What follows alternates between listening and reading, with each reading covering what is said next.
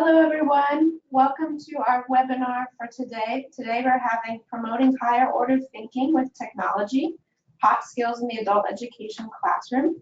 This is a LINCS sponsored event. If you're unfamiliar with LINCS, LINCS is a Department of Education resource for adult educators, program managers, and state officials. It's a great place to find curriculum, lesson plans, etc. Please do check it out, links.ed.gov. We'll have a short survey following the webinar today. We'll have the link posted in the chat. It's also on the last slide. Please do fill that out. That helps us a lot. And then if you have any questions throughout the webinar, please feel free to use the chat function. We will be responding to some throughout the webinar and hopefully some later on. The webinar will be posted probably 4 to 6 weeks after today on our LINCS YouTube channel. Okay, with that, I'm going to turn it over to David Rosen, who is the moderator of the Integrating Technology Group. Thanks, Megan. Welcome, everybody. Very much looking forward to this webinar today. Before I introduce Becky Shearing, I just want to mention that you may be able to see a little menu, and in that menu there is an item called Handouts, and if you click on Handouts, you will see that we have a handout that you can download to your desktop called HOTT Resources. If for some reason you can't see that and you would like a copy of that, let us know in the discussion that's going to be taking place this week, beginning tomorrow, Wednesday. And that will continue through Friday, and we will be glad to make sure you get a copy of the handout. So without any more, I'd like to introduce Becky. Becky Shearing's the Director of Professional Development and Continued Learning at Squirrels Limited Liability Corporation. She empowers teachers to feel comfortable using technology in the classroom through workshops, coaching, and other professional development opportunities. She earned her MA in International Education from George Washington University, and she has over 10 years of classroom experience working with a diverse set of adult learners. She started her career teaching English in Vietnam, and her expertise lies in working with adult English language learners. She's taught a variety of classes, including beginning ESL, computer literacy, and advanced TOEFL. She also spent time as an instructional coach, and she focused on working to help teachers meaningfully integrate technology into the adult education classroom. Becky regularly contributes to educator professional development by leading conference sessions, workshops, and contributing to blogs and webinars too. She's the 2015 recipient of the Association for Adult Literacy Professional Development, known as AALPD, Rising Star Award. I think, Becky, your star has risen, and that award recognized your innovative contributions to literacy-focused professional development. Becky has experience in both the educational world, ours, and the technology sector. So that provides her with a unique perspective on the realities of today's workforce and the skills that adult learners need for success. So thank you very much, everybody. And Becky, I'd like to turn this over to you. Time to begin. Great, thank you for the introduction, David. I'm really happy to be here with everyone. And just to reiterate one more time, we will be following, there's going to be a lot of information in this short hour. And so we'll be following up this webinar with a discussion for the next 3 days where you can sort of ask questions and post your ideas and things like that based on what we learn in this webinar today. So we're going to start by watching a quick video clip. And I want you, when you're watching this clip, to think about what do you notice about teaching, learning, and student engagement. And you can actually go ahead and just type some of your thoughts into the chat box. So what do you notice about teaching, learning, and student engagement in this video clip? In 1930, the Republican-controlled House of Representatives, in an effort to alleviate the effects of the, anyone? The Great Depression, passed the, anyone? The tariff bill, the Hawley-Smoot Tariff Act, which anyone raised or lowered? Raised tariffs in an effort to collect more revenue for the federal government. Did it work? Anyone? Anyone know the effects? It did not work, and the United States sank deeper into the Great Depression. Today, we have a similar debate over this. Anyone know what this is, class? Anyone? Anyone? Anyone seen this before? The Laffer curve. Anyone know what this says? It says that at this point on the revenue curve, you will get exactly the same amount of revenue as at this point. This is very controversial. Does anyone know what Vice President Bush called this in 1980? Anyone? Something DOO economics, voodoo economics. Okay, so hopefully none of our classrooms look like this. But we saw that the students obviously weren't very engaged. Let's see what some of you guys said. The instructor is using the lecture format. Students look like they're in a trance. What student engagement? Monotone voice, Blackboard, chalk, student apathy. I mean, these are all hitting right on the mark. No one is really engaged. Also, think about what type of questions he was asking. You know, what is the name of X? They're very simple recall-based questions that are hitting only at the lower order levels of thinking. So he's not really pushing students to grow and learn in their thinking. So today, the reason I like to show this is, one, as a non-example of what we shouldn't do, but also so that, you know, we can start thinking about not only how do we get our students to higher order thinking levels, but how can we use technology while we're doing that, because technology is really vital to our students and their success in the workforce.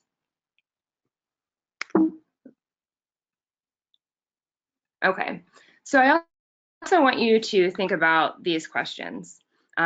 What skills do students need for academic and career success right now? But what skills will they need 10 years from now? So we're working with a wide range of learners in adult ed, and you know, the skills that students need today are going to look a lot different than they need in 10 years from now. So what do those skills look like? So the National Research Council actually defines skills for future success in basically 3 different areas. They produced this report, which was called Education for Life and Work, Developing Transferable Knowledge and Skills in the 21st Century. And they talked all about these 3 areas where students can develop their skills to be successful in the 21st century. Well, we are in the 21st century, right?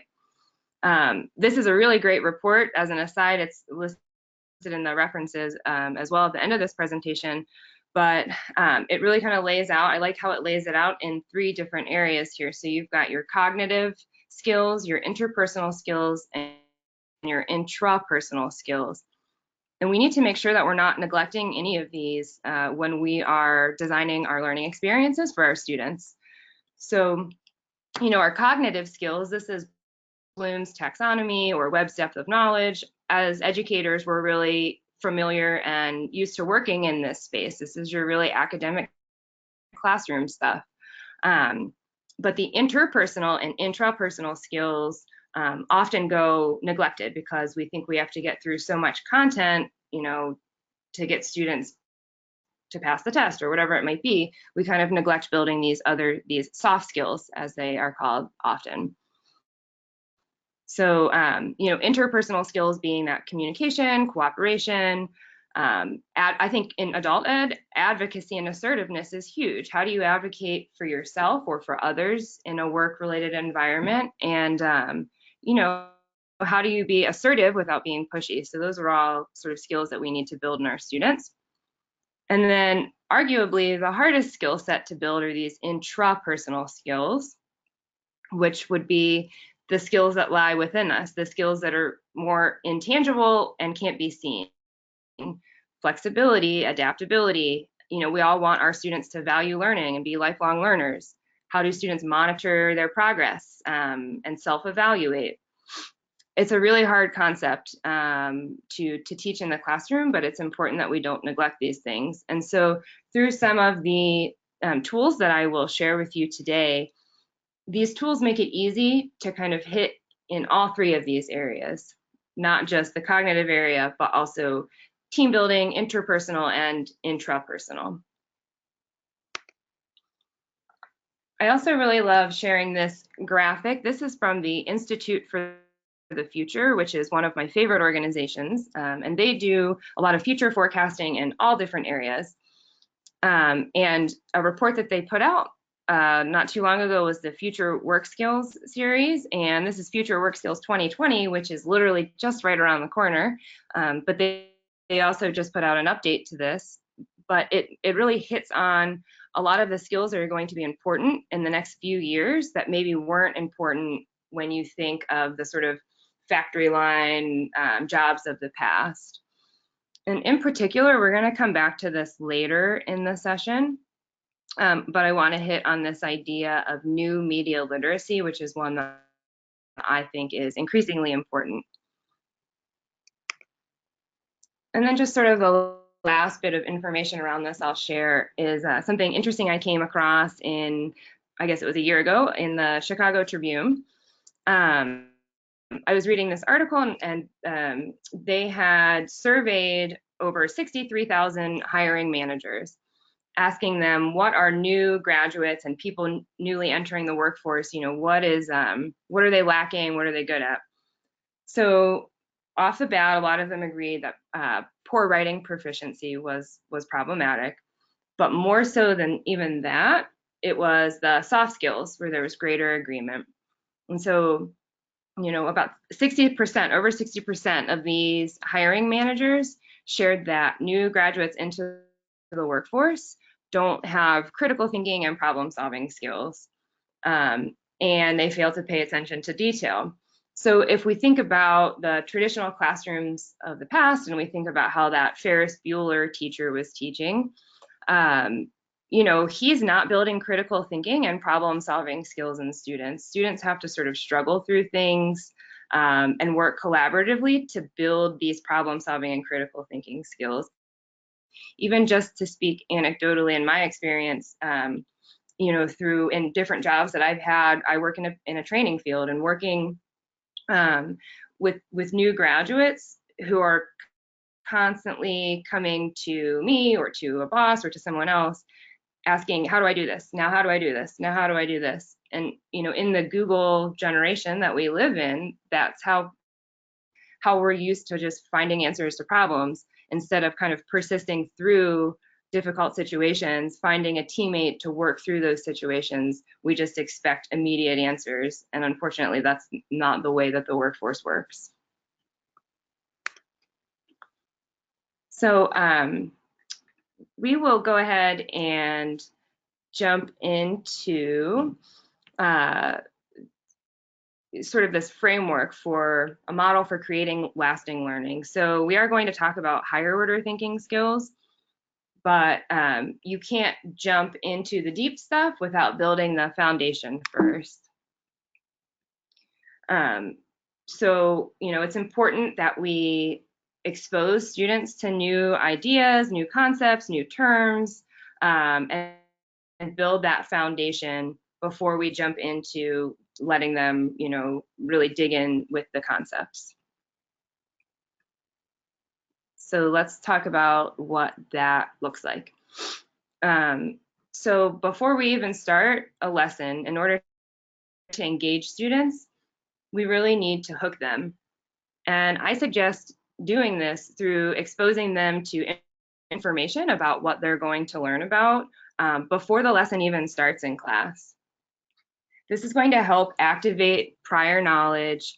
It's going to help them identify key concepts, key vocabulary, and it's going to allow them to predict. And so these three things, activating prior knowledge, identifying relevant information, and making predictions, these are all brain-based learning strategies that help students, retain concepts and build that foundation. So I'm gonna show you an example of how this might look. So in the video that I'll show you here in a second, this is done through Snapchat. I'm a really firm believer in meeting students where they're at.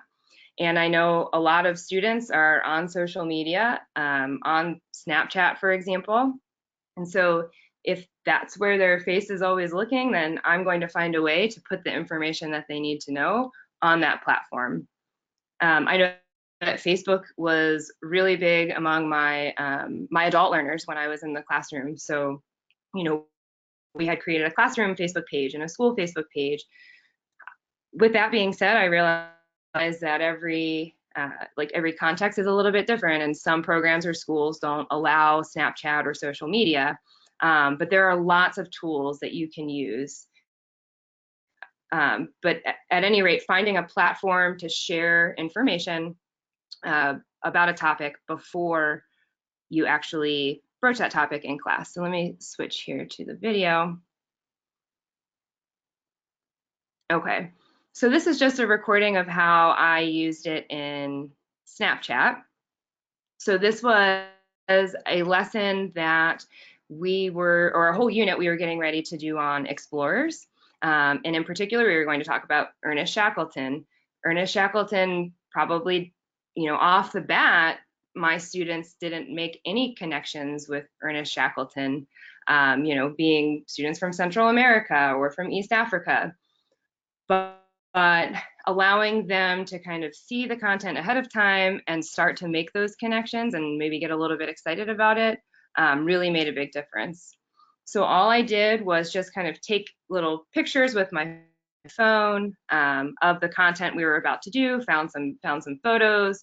This was the reading that we were going to do, and I kind of highlighted an interesting part and posed a question to them. So just taking the idea of putting little snippets, like little bite-sized snippets of information out there to get students primed. This is just, you know, what are the current conditions in Antarctica where he was going? This is going to get students curious about who was this guy, you know, what was he doing? So you can really do that with any concept. But the idea there is bite-sized snippets of information so that your students can get primed for learning. So I want you to just kind of take a moment and think about what kind of platform could you use to, you know, get little bite-sized information, pieces of information out to our students or your students before getting ready to learn about a topic. This is also a really great method too, because if you think about the population that we're working with, adult learners, they don't have a ton of time to sit down and, you know, do a whole big reading before we jump into the topic in class. But it's super easy to just check a Snapchat or check a social media account while they're on the bus or walking to kind of preview this information.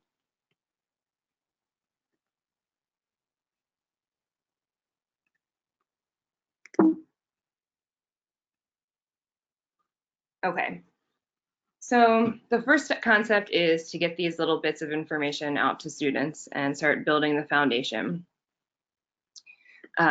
Then after we feel like, you know, in this stage also, like what I would recommend in the hooking students and building foundation phase, in particular, if you're working with like language learners, I might send out little bits of information with relevant vocabulary words so that they can start recognizing those words that are, you know, central to the topic we're going to talk about, all in the name of building this foundation. And then once we've sort of gotten to that stage, the next thing we do is promote knowledge processing and technology and integration using technology. So knowledge processing and knowledge integration.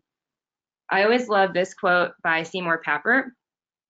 He is like my educational hero. He's not alive anymore, but he's kind of like the father of educational technology. And he was a researcher at MIT. And he did a ton with technology in the classroom before it was even a thing. And he was really into students building their own meaning.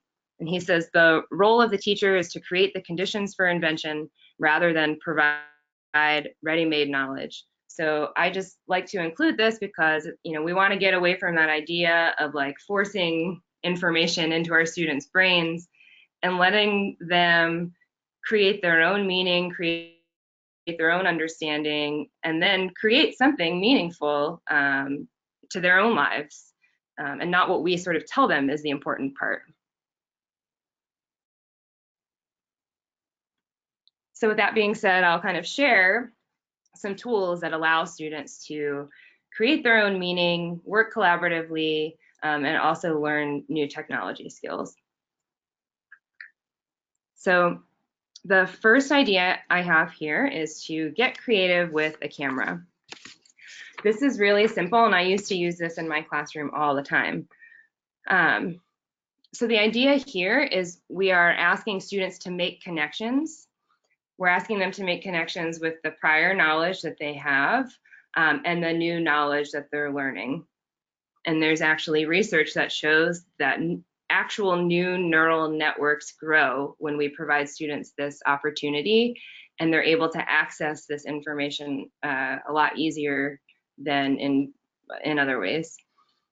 So it's as simple as this. What I would ask students to do is find a real world example of a concept that we're talking about in class. So the idea, or the example that you see here in the class, we were talking about the environment, humans' impact on the environment, and how businesses impact the environment. And so find an example of that, you know, in the real world. This student took a picture of a business with a positive environmental impact in the community because it had an electronic vehicle charging station.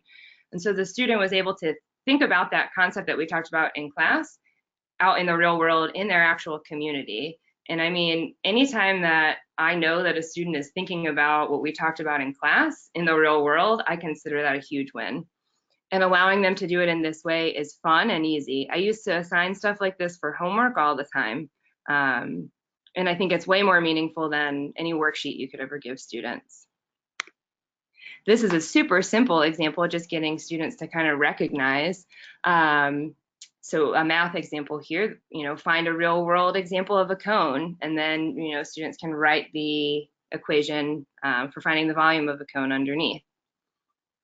So I'm going to, at this moment, talk about a tool that I use called Flickr to help share these photos that students capture. Let's switch windows here. Okay, so there are a lot of different photo sharing tools that are out there. But the reason that I choose to use Flickr, and this one's been around forever, is because Flickr allows you to have like what I would call a dummy email address.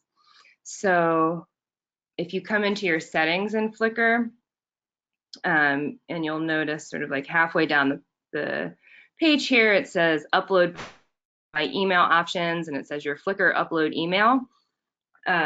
So this is like a randomly generated email. I didn't create this at all. Flickr created it for me.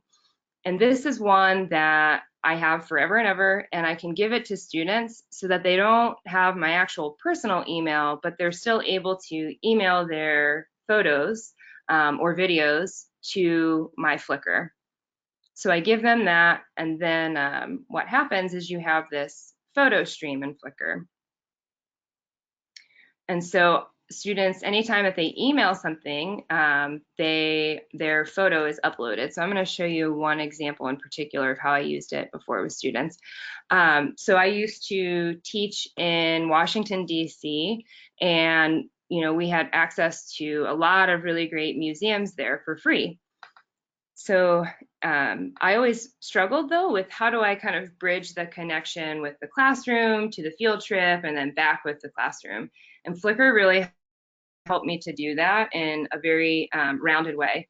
So the way that this worked is it was a very small class that I had, but we talked about different Native American tribes. And then the next day we took a field trip to the Museum of the American Indian. And students worked collaboratively in pairs, and they had to find a specific bit of information about the tribe that they had studied. and then take a photo of that. They're not the greatest photos, but that's, you know, totally fine. So they did that. They sent the photo to my Flickr email.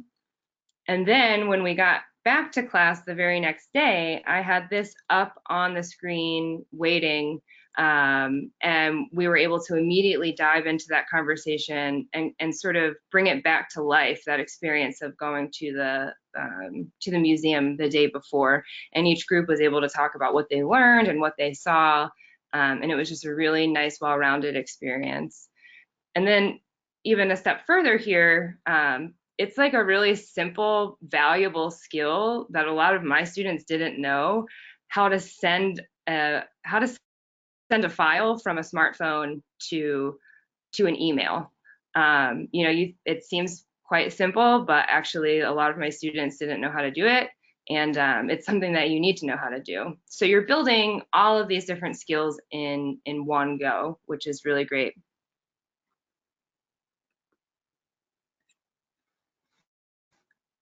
Okay. And then other ways I've used that is just to have students upload their work as well. So these are just different, we'll talk about these in a minute here, but just different like sketch notes from teacher workshops I've done, but this can be done with students as well. So it just serves as like a nice place to capture your photos. And then I actually was working with a group of ESL teachers just a couple of weeks ago at Arizona State. And someone in my group had such a great idea, because not everyone has access to a camera or a smartphone. I think a lot of students do, but not everyone. It would not be that hard to get sort of a classroom set of old loaner smartphones. If I think about myself, I have a junk drawer with three old smartphones that I'll never use again, but the camera works perfectly fine. So, you know, finding a way to get people to donate old phones for their cameras, or, you know, even doing like a GoFundMe or something like that online is a great idea for getting these types of resources. And then, you know, with a smartphone, you can still use it if you connect it to the Wi-Fi.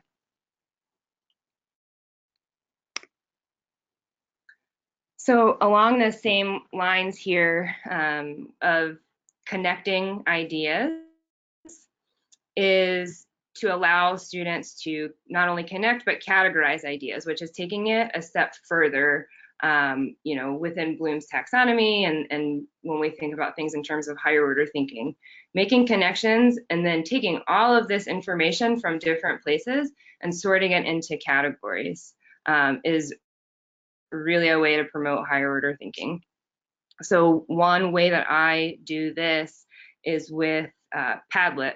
So I will say too, I probably should have mentioned this earlier, but within each slide, I have you know, 3 or 4 different tools. These are all suggestions for tools because I realize that some people feel more comfortable with different types of tools, or some work in some environments where others might not. And I'm a firm believer in putting the pedagogy first and the sound instructional practices first and the tools second. So that's why I choose to like not really usually focus on one tool, but give options, and they all kind of work the same way. So Padlet is one of my favorite tools. I'm going to switch over to the real life version here. Now with Padlet, they just changed some things. So it used to be open and free, and you could make as many boards as you want, but then they changed their pricing structure. So now you can get, I think, like 3 or 4 boards for free, or you have to pay a yearly subscription. But I mean, if you use the boards as a class, or you had each student create their own account, if each student created their own account and they had 3 boards, I would say that would be plenty to do 3 different projects within a semester or a class. So this is one idea, and this is called a Connect 4. When I used to do this before, I would do a Connect 4 just on a worksheet on a piece of paper, and it would be in like a chart with 4 different columns. But this is a much more dynamic way to do it. So the idea behind a Connect 4 is that students have to make connections to a concept in 4 different areas. They make a connection to their personal life.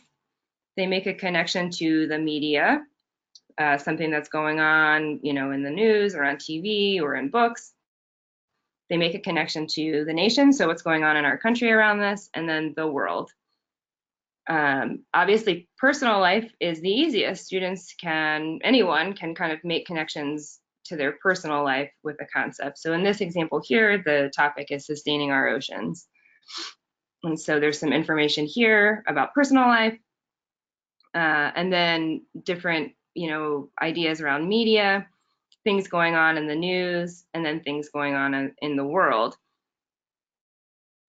Generally, as you progress through media, nation, and world, it gets more difficult for students to make these connections. Although maybe not so much world if you're working with, adult immigrants or refugees. They might be able to make that connection a little bit more easily than the nation. So, as students are progressing through the columns, they have to kind of then go to outside resources to find information to help them make connections to the nation and the world. And so this is also promoting, media literacy. It's a good opportunity to talk about where you can find, good sources versus bad sources, and things like that.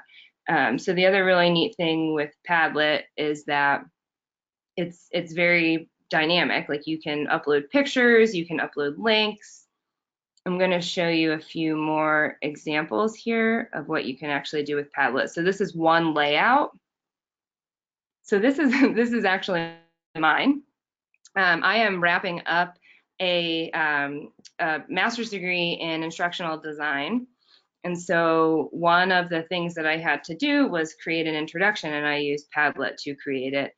And so with this, if you look on this right-hand side over here, you can actually create different sticky notes with different colors, and then you can create sort of mind maps. So another way to represent connections.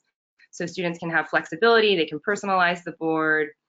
You can share it with other students and leave comments. You can like or dislike, or not dislike, but you can like posts. So you can do this on a personal level. You can also have a class board as well, where anybody can contribute to it. I'll show you a couple more examples. This is one from a teacher that I used to work with in the past that her students worked together to create, they were reading about Thomas Jefferson and create a Padlet all about Thomas Jefferson. And so in doing so, they have to locate information and figure out how to upload it and present it in a meaningful way.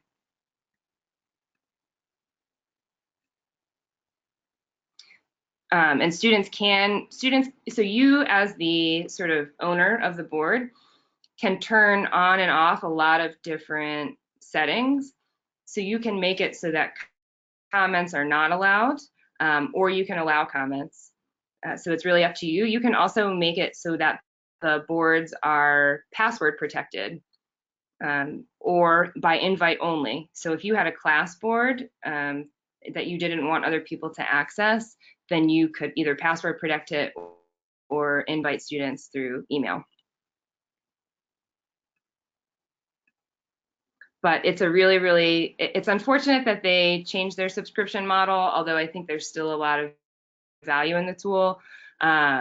It's just a really versatile tool. Like, you can use it in a lot of different ways. You can use it as exit tickets as well, asking students, post one question you have, one thing you learned.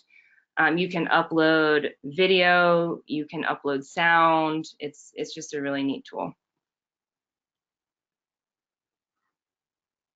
Okay, so we're going to move on from, this idea of making connections and categorizing to creating from scratch.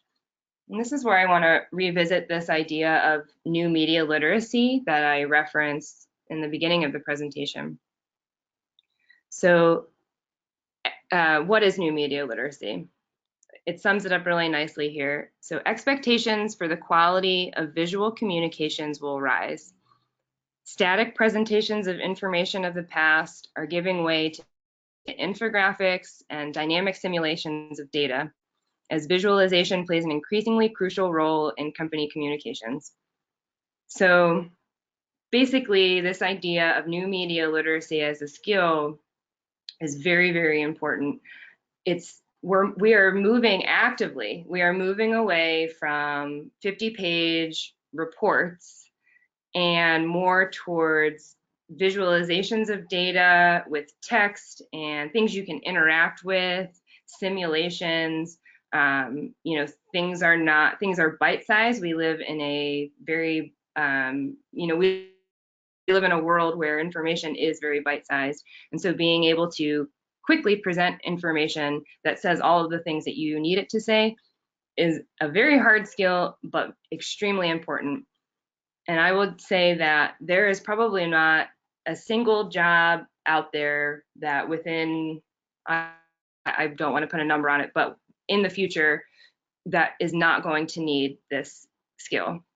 And I can speak about it myself. So I left education and went to go work for a technology company.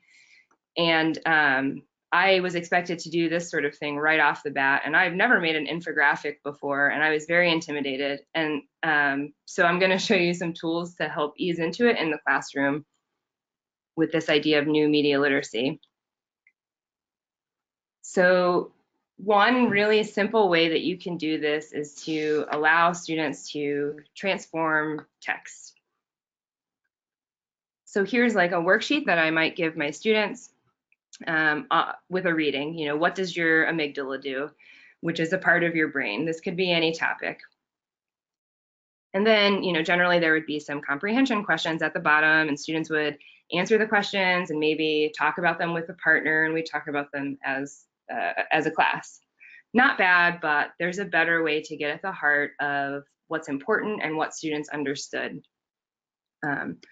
So the idea is to transform text, and this can be done in a variety of different ways, but I'm going to show you the video so that you can kind of get what I'm saying here. This video doesn't have sound, so don't worry if you can't hear anything. There's no sound in this. Whoop! I forgot to switch my screen. One moment here. Okay. All right, so this is just a screen recording. This is using the Sketchnote app. There's like a million different applications out there that you can do this, note-taking applications you could do this with. But this is a Sketchnote app on an iPad. So the idea is the student reads the article, and then you ask them to represent both visually and with text what were the most important things that they took away from this article. So in this one, they're putting a title. Amygdala means almond in Greek. You're able to kind of pull in pictures if you're not a good artist like myself, and draw over top of those pictures. So the amygdala is responsible for emotion. So the students are able to do that.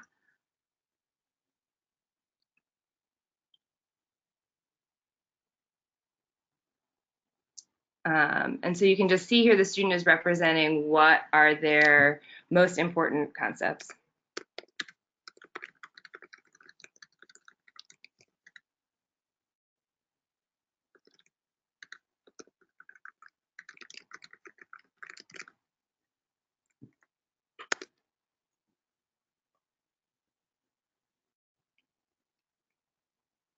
Okay, so I'm going to switch back here to my PowerPoint.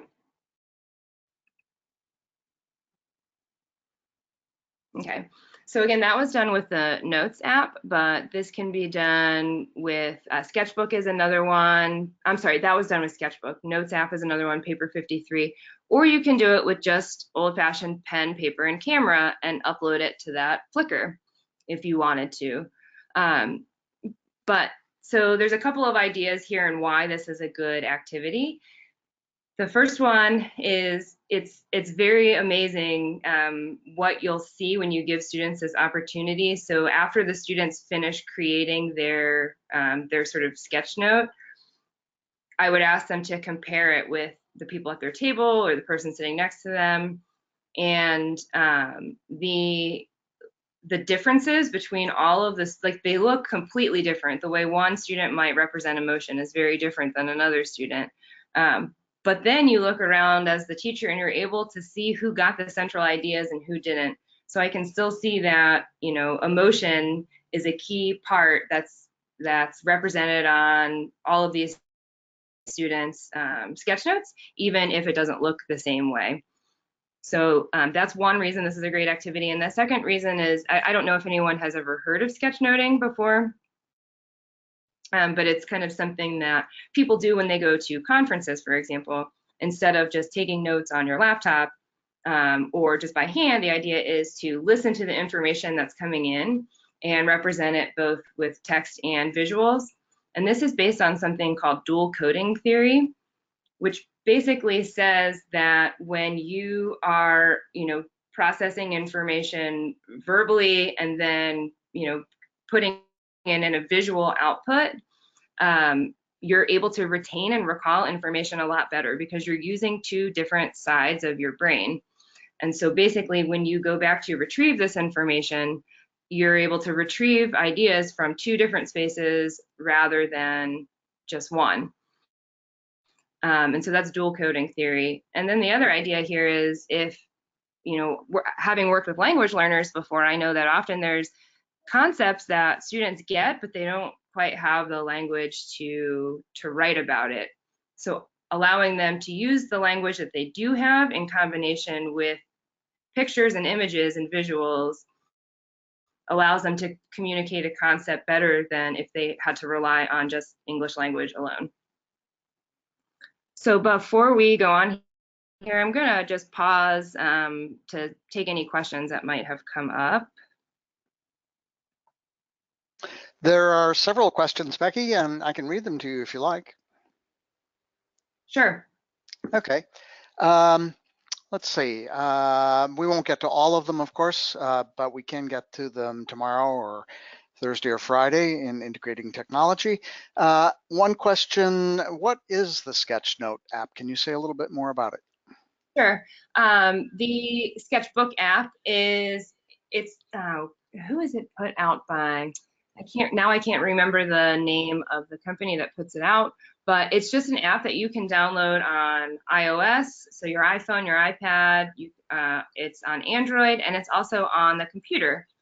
And so it just allows you to use a stylus or your finger or, you know, any kind of tool to draw. You can also import, as you can see you can import other images, you can type and use text, but it's just kind of like a virtual sketchbook that you can do a lot of different things with, and it's free. And Autodesk is who puts it out, and they have a lot of really, really great tools in general.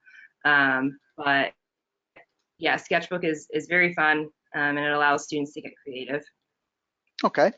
A couple of other questions. You mentioned a variety of great tools, but exposing adult students to more than one tool at a time can be overwhelming. Sometimes students have trouble with basic navigation and logging into websites. Do you have any strategies to deal with that challenge?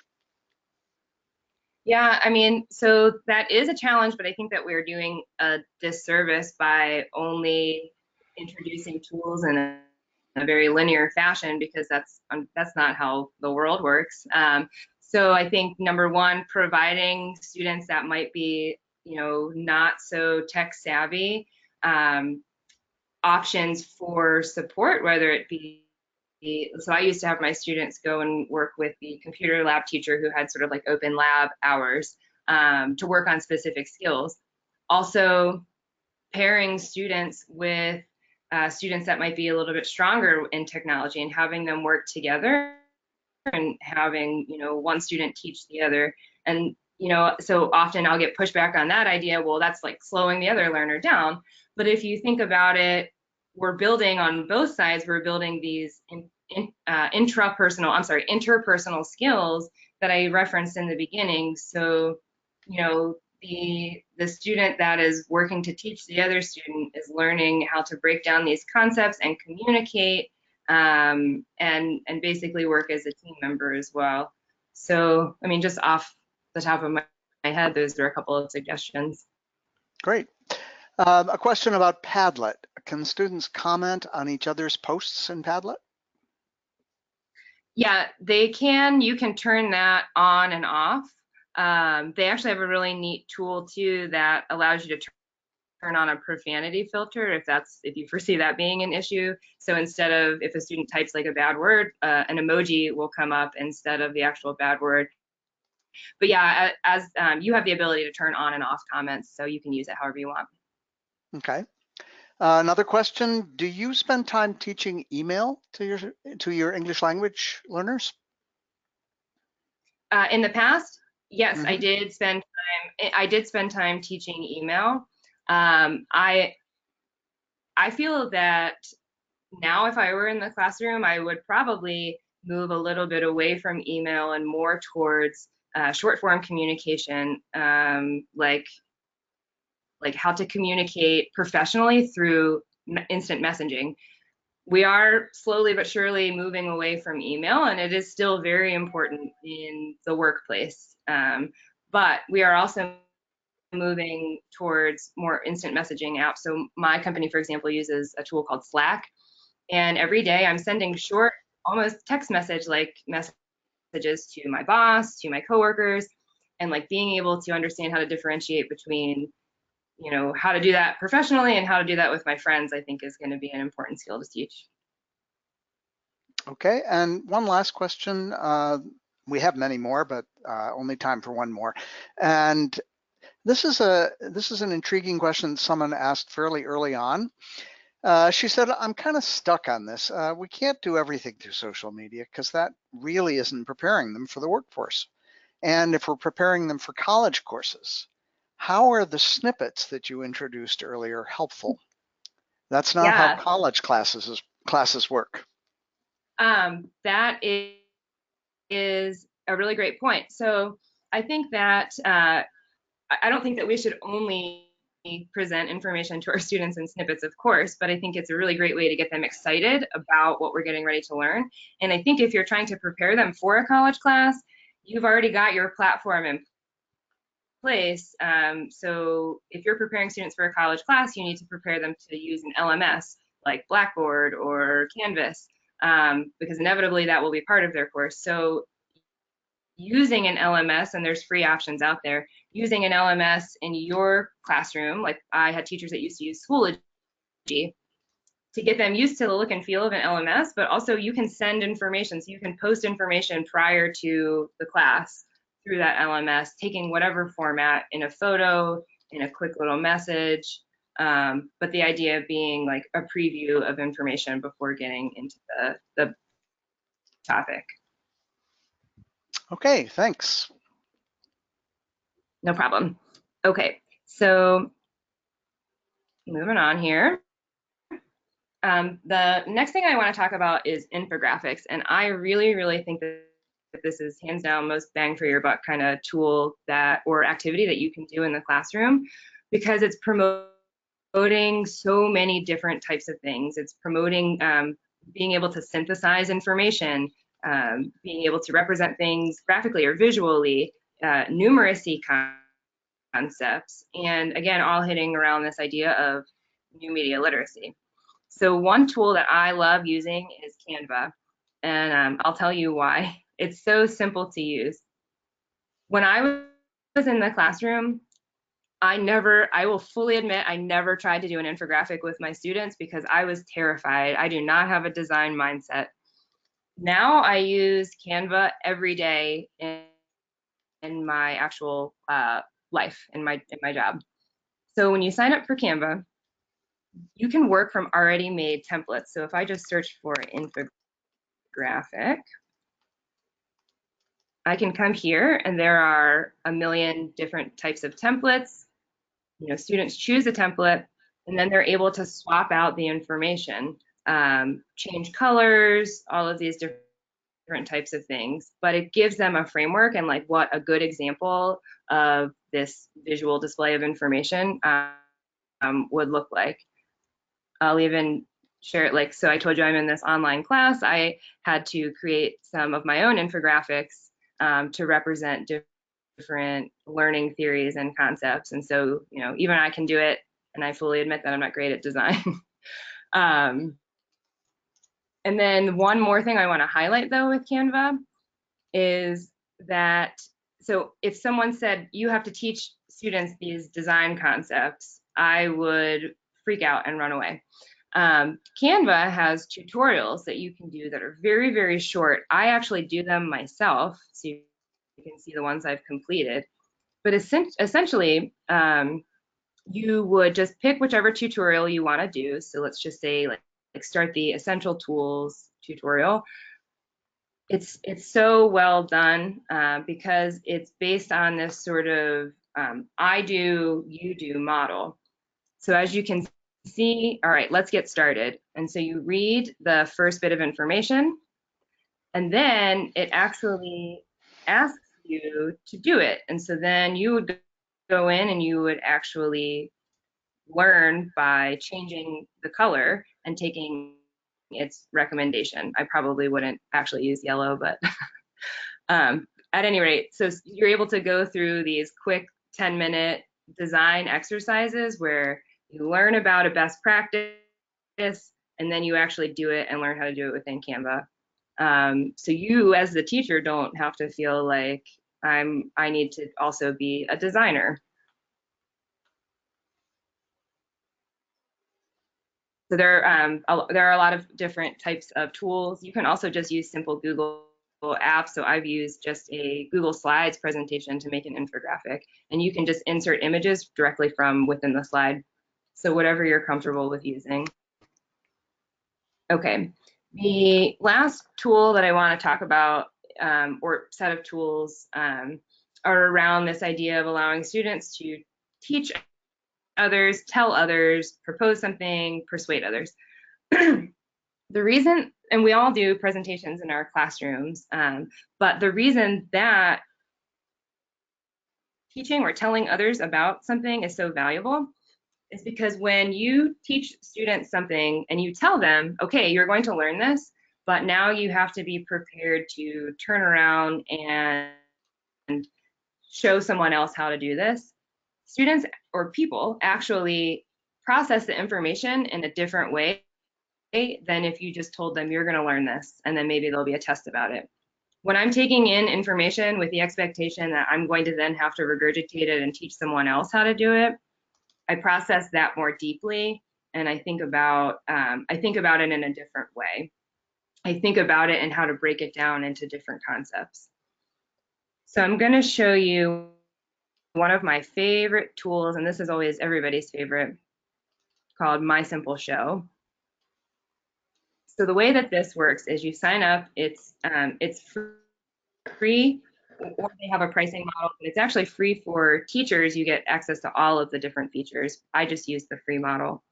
So we'll call this one links. All right, so you can upload a PowerPoint, but I really like the write your own script option. Then they have 3 different categories: professional, educational, personal. And they have all of these different things that you can do. So share a cooking recipe, you know, explain a historical event, interpret literature. I think one of them was introduce your company. There was one that was, I can't find it now, but there's one that was a resume. Oh, present your resume. So then when you click on it, it gives you a framework to work within. So it says, okay, first you're going to start with your title slide. And this is what it should be. And then it gives you example 1, example 2, so that students have something to work from. And then you click X, and then the students would actually just enter their information there. And then you move on to the introduction, and it tells you what type of information goes here. And then it gives you 2 different examples to work from. So it's providing a scaffolded experience for students. I think when you, when you give students a blank PowerPoint template and you say, okay, go create a presentation, that's a really hard thing to do. Whoops, sorry. So then from there, the next thing that you'll do, let me just enter some text here so that I can give you an example of how it works. So students enter the text, go through the whole thing. You can also print this out so they can plan it ahead of time and then kind of type it in that way. You go through all different slides, then you click on choose your visuals.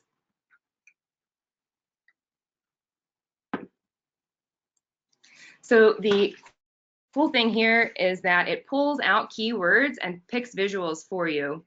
I always say, who has had the experience of, asking students, telling them you have 40 minutes to do a presentation and they spend 35 minutes looking for pictures. This provides them a limited, group of pictures that they can choose from so they don't feel like they're lost in like Google image land. So you can manipulate the different pictures and then you go through and you choose your audio. And just in the interest of time, I'm gonna just show you what a completed one would look like. Get healthy, get bike lanes. Cars produce harmful emissions every day. We also have more people driving and less getting sufficient exercise. By putting in bike lanes, we can solve this. Okay, so that's just an example. It's this high quality sort of presentation that that it puts together. So in the free version, it's kind of that text to voice robot speech. But if you have the teacher version, students can actually record their voice over top of it. So it's a good opportunity to practice speaking. Or they could even just mute the actual slideshow and give it live at the front of the room in person. And then at the end of the day, they're able to download that, and it's an example that they could add to a portfolio of something that they were able to create, this really dynamic, clean presentation like this. And again, providing this like really scaffolded experience. All right, so I'm running out of time here, as I promised I wouldn't do, but did. So let me just switch back to my PowerPoint, and we'll be able to continue the conversations over the next 3 days. The last piece of the learning is just to take whatever students produced and have a conversation around it. And there's really just a few simple questions that you can ask. What's your opinion about the student's work, or how might you change it? The idea is not letting those digital creations just go sit in a digital file cabinet somewhere, but allowing students to have conversations around each other's work. And so these are some questions, and we can continue this piece, the discussion around questioning in the links discussion. And then there's a planning template which is included in that download that was included in the webinar. And then some resources and references, and we will be able to share this like a PDF copy of this presentation with you, so you can get access to all of those if you're interested in reading the different reports. Okay, 2 minutes left. Well, thank you, Becky. That was very stimulating. Lots and lots of tools for us to think about, talk about. When we take up the questions that weren't answered, or the questions that were answered, but where there really are follow-up questions, we can explore this in more depth. One of the advantages of this format, even though the webinar was mostly talking, is that in the next 3 days, we'll have real interaction, lots of opportunities to hear an answer and then ask another question or dig deeper, whatever you like, in an asynchronous discussion in integrating technology. Megan, do you have any final remarks? Thanks everyone for coming. I posted the link to the survey in the chat box if it's easier to just click directly from there. Otherwise, you can copy and paste from the slide. But we would really appreciate if you fill that out. Other than that, we hope to see you in the discussion this week. And thanks again.